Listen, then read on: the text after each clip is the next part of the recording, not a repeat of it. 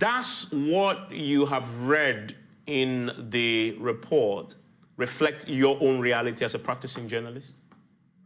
By and large, the latest report speaks to, a reality for us as media practitioners. And in looking at the breakdown you gave relative to the economic indicators and the matter of safety for journalists, we cannot also gloss our eyes over the fact that when it comes to the economy, in the last 2 years, things have been markedly different.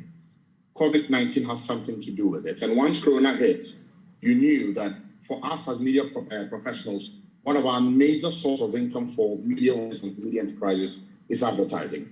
So once major businesses cut back on advertising, it has a knock-on effect for how media houses begin to keep afloat and keep their businesses alive. You'll have a knock-on effect on paying the bills for light utilities, for paying salaries, for meeting costs and overheads month on month throughout the year. So on that aspect, we cannot gloss our eyes over it. Also, our work sits largely in the bigger construct of the health of the economy. If the economy is doing well, it has a knock-on effect on how we're also able to gain revenue to be able to meet our obligations month on month. So that on the economy side, yes, it's a reality.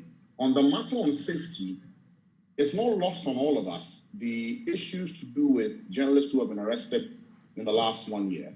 And also, even as far back as one of our own who was murdered in cold blood just in front of his house, Ahmed Suale. I had cause to write yesterday on Facebook, very, very simply, that the state of justice for Ahmed Suale reflects press freedom in Ghana.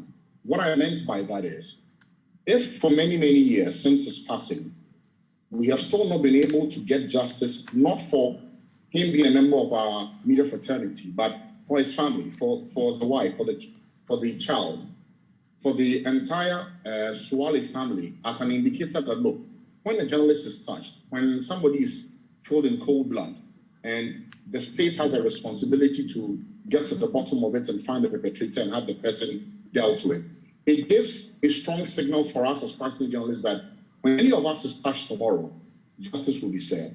The absence of it creates a certain atmosphere of concern for many journalists. I talked about last year, the journalists who were arrested. Those reports are clear and evident. Yes, there are, in each of those cases, you would want to strip down to the main issues that led to their arrest, and they can be looked at and analyzed separately. But if you look also to the matter of journalistic practice and the speed at which journalists are picked up or arrested, as against equally reckless statements or comments made in the media space, not by media practitioners, but by, say, politicians or persons with high political exposure, we do not see that same rapidity of arrest and detainment or detention for a certain number of weeks. I'm not by this justifying things that happen that are irresponsible and ought to be checked.